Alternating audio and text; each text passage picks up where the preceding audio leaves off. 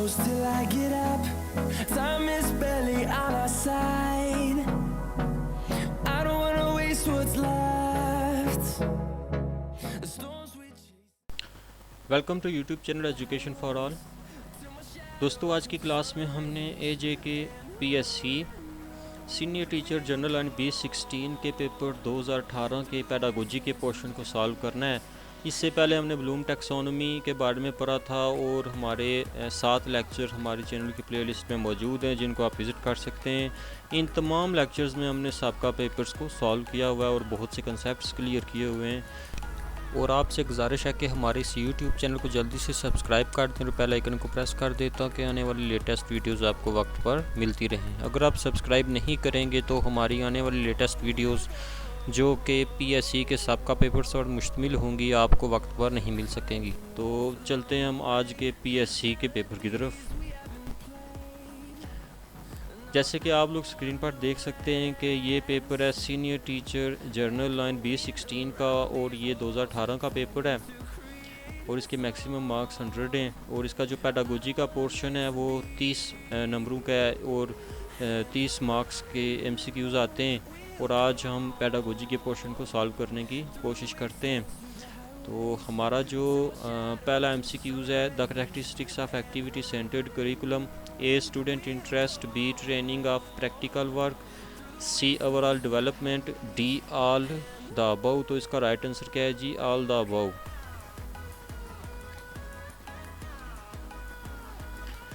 हमारा second MCQs है जी, curriculum helps the educationist to achieve A objective, B jobs, C education, D values.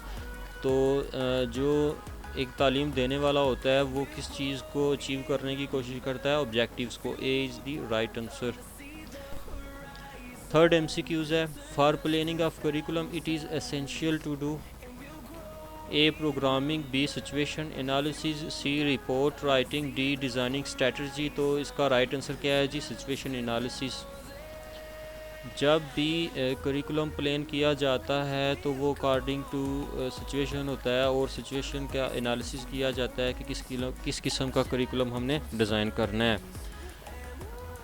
Question number 4 है, the basic element required in the processing of curriculum are formulation of objectives, B content selection and organisation of content, C selection and organization of learning experience, D all of above।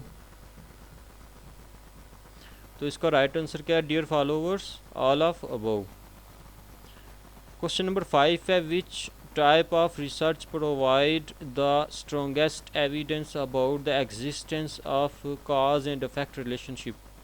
अब यहाँ पे cause and effect का relationship के बारे में पूछा गया है।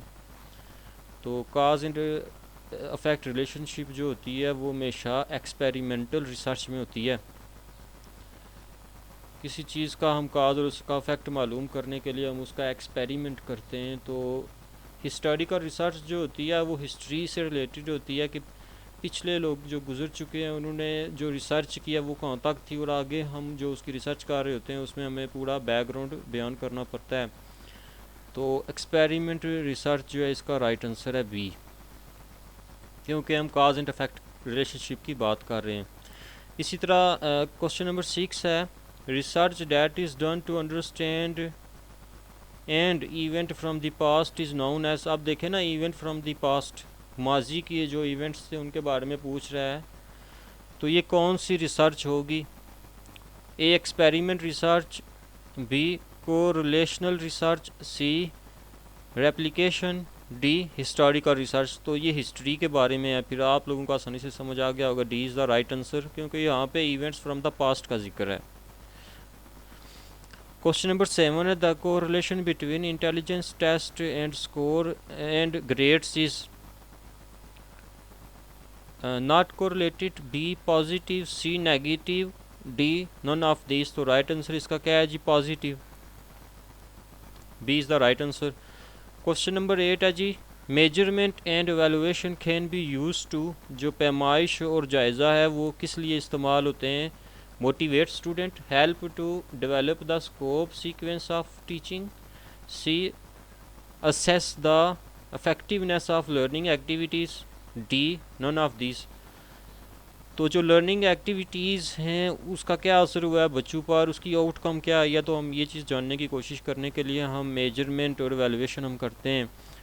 तो कितना इफ़ेक्टिव एक टीचर और उसका जो सीखने वाला है वो कितना इफ़ेक्टिव साबित हुए हैं तालीमी सरगर्मियों में, इस चीज़ का हम जायज़ा लेने के लिए हम क्या करते हैं जी, मेजरमेंट और एवेलुएशन का सहारा लेते हैं। तो C is the right answer.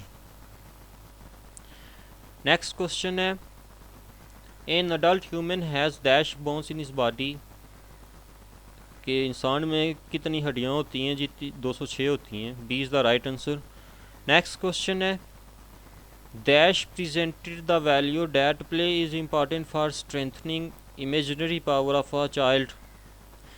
ये किसने कहा था कि जो प्ले है वो ज़रूरी है किस चीज़ के लिए, बच्चे की इमेजिनरी पावर को बढ़ाने के लिए, उसकी जो सोच है उसमें इजाफे के लिए, उसकी मेमोरी में इजाफे के लिए।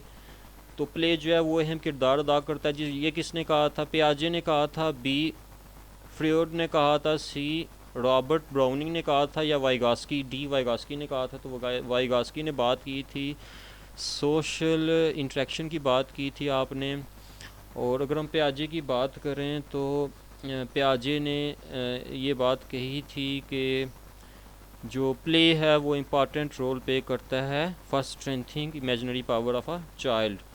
तो ये किसने बात की थी जी, ये पियाजे ने बात की थी अपनी कोग्निटिव लर्निंग थेरीज़ में।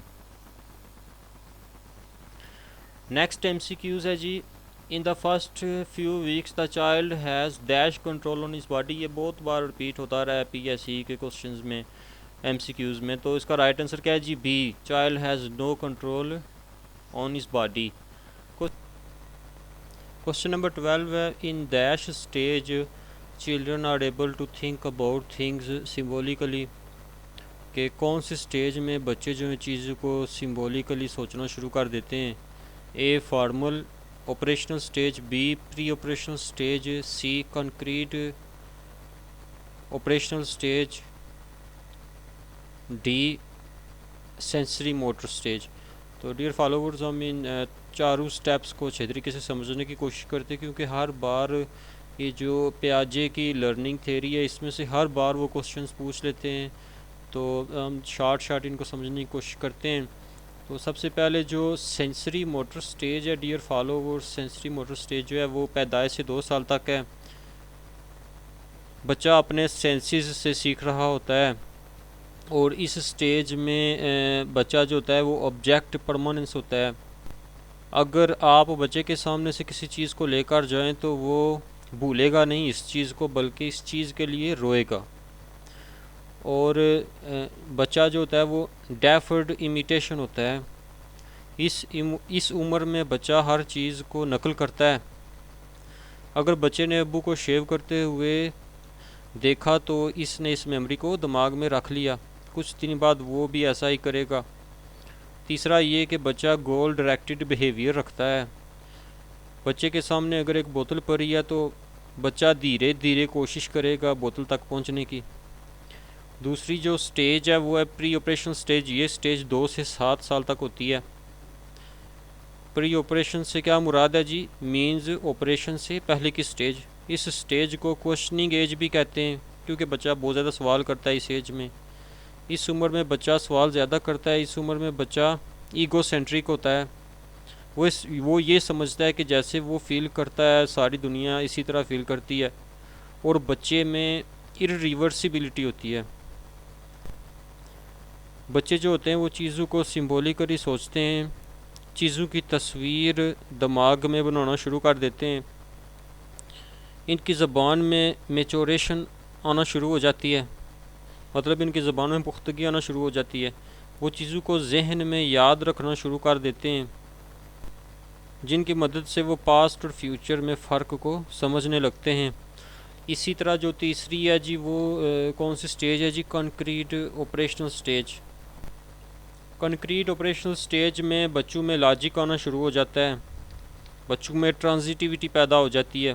ट्रांजिटिविटी का क्या मतलब है? मीन्स वो रिलेशन को समझने लगता है चीज़ों के बारे में, और बच्चे में कंजर्वेशन आना शुरू हो जाती है। मीन्स अगर आप बच्चे को 20 सिक्के दें और 20 रुपये का नोट भी दें तो वो समझ जाएगा कि नोट भी सिक्कों के बराबर है। इसको क्या कहते हैं? कंजर्वेशन।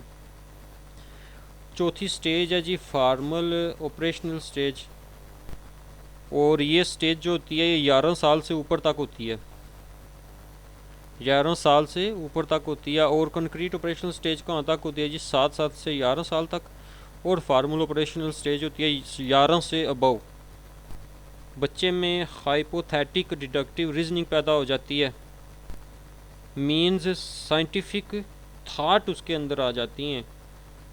इमेजिनेशन में बेहतर होगा बच्चा इस स्टेज का, उसके अंदर लॉजिक आ जाता है मुकम्मल तौर पर। और जो पियाजे हैं आपको चाइल्ड साइकोलॉजी का फादर भी कहा जाता है। तो डियर फॉलोअर्स, इसका राइट आंसर क्या बनता है जी? फिर सिंबॉलिकली बच्चा कब सोचता है चीज़ों को? प्री ऑपरेशनल स्टेज में। B is the right answer.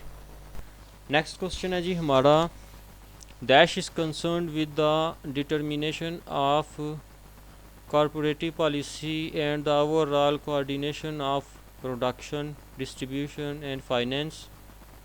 तो डियर फॉलोअर्स, इसका राइट आंसर क्या है जी? B, administration. क्वेश्चन नंबर 14 है, the requirement of few technical skills and more playing and conceptual activities in characteristics of dash level of management, top level of management. A is the right answer.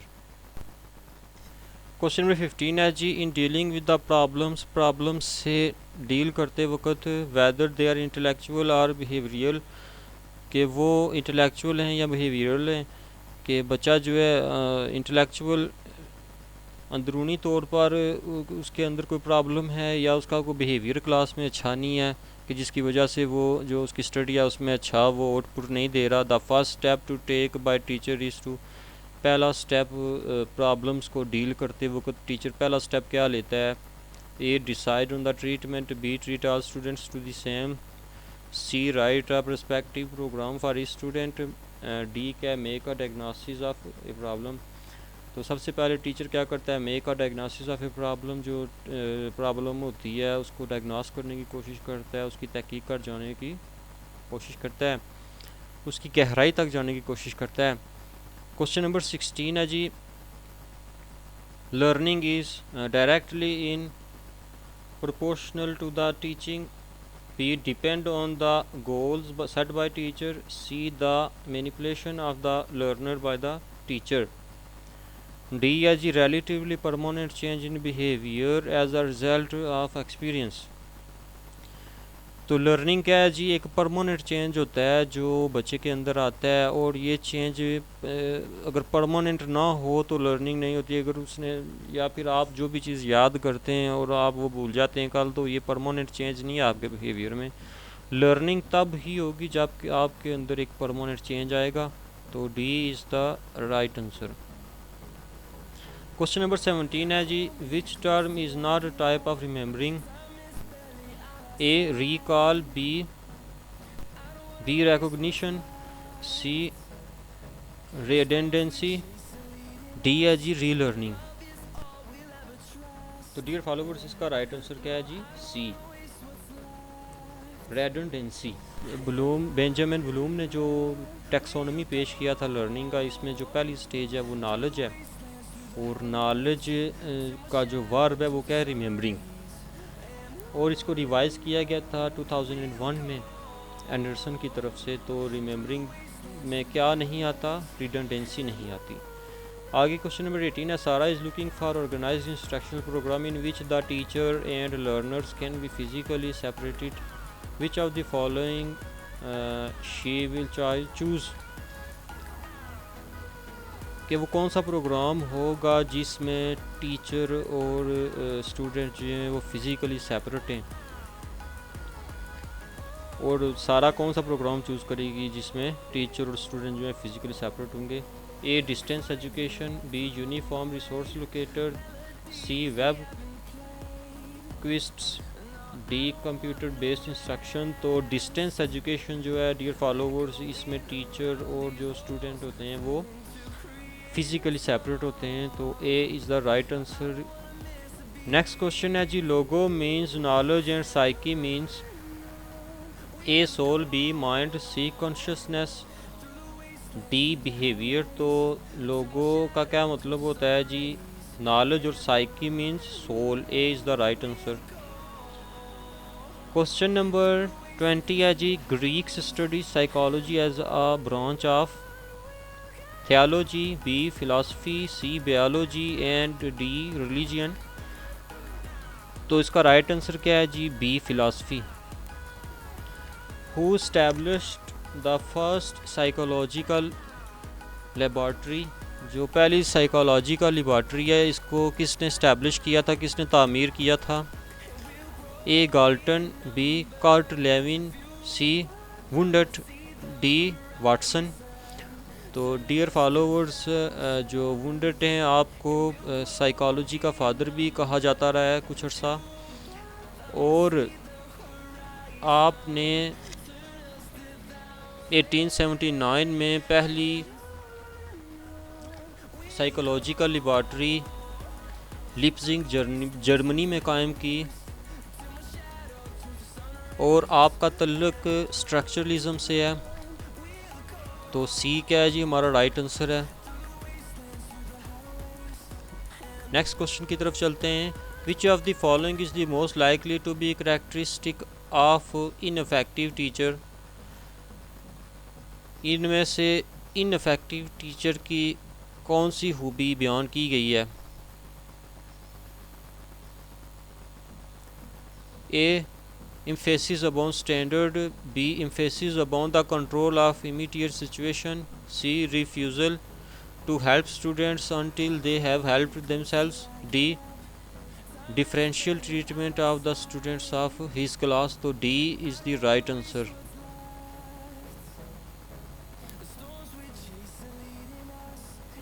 Teacher क्या करता है, differential treatments करता है class में। अगर बच्चे जो है एक टीचिंग मेथड से अच्छे तरीके से नहीं समझ रहे होते, तो वो टीचिंग मेथड को चेंज कर लेता है और ऐसी टेक्निक्स क्लास में यूज़ करता है कि बच्चों की बेहतरी जिससे लाई जा सके, बच्चों को अच्छे तरीके से समझ आ जाए। क्वेश्चन नंबर 23 है जी, IQ level of slow learner falls in range of A 90 to 110। 90 से 100 तक जो होते हैं वो एवरेज लर्नर होते हैं, B 80 to 90, C 70 to 85, D 40 to 70। तो अगर हम 70 to 80 को देखें तो ये हमारा राइट आंसर बनता है, क्योंकि जो स्लो लर्नर होते हैं उनकी रेंज 70 से 85 तक होती है, और 140 प्लस जो होते हैं, 140 प्लस वाले गिफ्टेड स्टूडेंट्स होते हैं, तो इसलिए हमारा सी राइट आंसर है। Question number 24, concepts are the image, B building blocks, C ideas, D words. तो कॉन्सेप्ट्स क्या होते हैं जी, आइडियाज़ होते हैं, C is the right answer. Next question है जी, most important part of communication in classroom is verbal, non verbal, C written, D signs. इशारे हो गए, सी जो है रिटन है, सिर्फ लिखते रहें बच्चे या सिर्फ इशारों से समझते रहें, बी उसने क्या नॉन वर्बल बिल्कुल ना बोले चुप रहे हैं, और ए है वर्बल। तो वर्बल जो है ये राइट आंसर है जी। अगर वर्बल कम्युनिकेशन ज़्यादातर क्लास में होती है बच्चों और टीचर के दरमियान, और ये बहुत इंपॉर्टेंट पार्ट है कम्युनिकेशन का क्लासरूम में, वर्बल। आगे नेक्स्ट है जी, communication is a 2-way process, B 1-way process, explanation of ideas, D है जी एग्जाम्पलीफिकेशन। तो इसका राइट आंसर क्या है जी, 2-way प्रोसेस। कम्युनिकेशन हमेशा एक 2-way प्रोसेस है, जिसमें एक बंदा दूसरे से मालूमात लेता है और एक कम्युनिकेशन से आप सीखते हैं। क्वेश्चन नंबर 27 है, general science is a branch of a pure science, B natural science, C social science, D soft sciences. तो इसका राइट आंसर क्या है जी, नेचुरल साइंस। जो जनरल साइंस है वो किसकी ब्रांच है, नेचुरल साइंस की है। नेक्स्ट क्वेश्चन है जी, panel is a form of a lecture, B discussion, C demonstration, D none of these. तो पैनल फॉर्म जो होता है वो डेमो पहले हम समझ लेते हैं। लेक्चर जो होता है वो 40 मिनट्स का होता है और स्टूडेंट्स जो होते हैं वो टीचर को सुन रहे होते हैं बस। डिस्कशन में क्या होता है, बातचीत होती है आपस में। और डेमोस्ट्रेशन क्या मुज़ाहराती तरीका होता है, जैसे आपकी लेबॉर्ट्रीज़ वगैरह में जो बच्चे जो डेमोस्ट्रेशन करते हैं, तजुर्बात वगैरह करते हैं, डेमोस्ट्रेट करते हैं, उस चीज़ को बयान करने की कोशिश करते हैं अपने अल्फाज में, ये डेमोस्ट्रेशन मेथड में आता है। लेबॉर्ट्रीज़ वगैरह में हो गया जो डेमोस्ट्रेशन होती है। तो पैनल जो फॉर्म होती है किसकी होती है जी, डिस्कशन की होती है, डिस्कशन होती है पैनल फॉर्म में। क्वेश्चन नंबर 29 है जी, set induction should take 5 minutes, 5 to 10 minutes, 10 to 15 minutes, 15 to 20 minutes. तो इसकी ड्यूरेशन 5 मिनट्स होती है डियर फॉलोअर्स। हमारा लास्ट क्वेश्चन है जी, teaching skill is the A art, B perfectness, C habit, D attitude. तो teaching skill is the art, ये एक फ़न है। हर कोई टीचर नहीं बन सकता और ना ही हर कोई टीचिंग करवा सकता है। तो बाज़ लोगों ने मतलब बहुत से सब्जेक्ट्स में मास्टर्स भी की होती है, जब तक उन्हें ये फ़न नहीं आएगा वो कभी भी टीचिंग नहीं कर सकेंगे। तो इस फ़न को सीखने के लिए मुख्तलिफ़ किस्म के कोर्सेज़ करवाए जाते हैं, BEd हो गया, MEd हो गया, MA एजुकेशन हो गया, कि आपको ये फ़न सिखाया जा सके। तो डियर फॉलोअर्स, उम्मीद है आपको आज के इस लेक्चर से बहुत कुछ सीखने को मिला होगा। अगर आप ऐसी मज़ीद वीडियोस चाहते हैं तो हमारे यूट्यूब चैनल को जल्दी से सब्सक्राइब कर लें, बेल आइकन को प्रेस कर दें ताकि आने वाली लेटेस्ट वीडियोस आपको वक्त पर मिलती रहें। अब आगे हमारी कोशिश होगी कि मज़ीद हम JK पब्लिक सर्विस कमीशन के पेपर्स को सॉल्व करें और ज़्यादा से ज़्यादा आप तक नॉलेज पहुँचाने की कोशिश करें। तो इंशाल्लाह आगे हम एक और पब्लिक सर्विस कमीशन के पेपर के साथ आपकी खिदमत में हाज़िर होंगे। तब तक के लिए इजाज़त दीजिए। अल्लाह हाफ़िज़।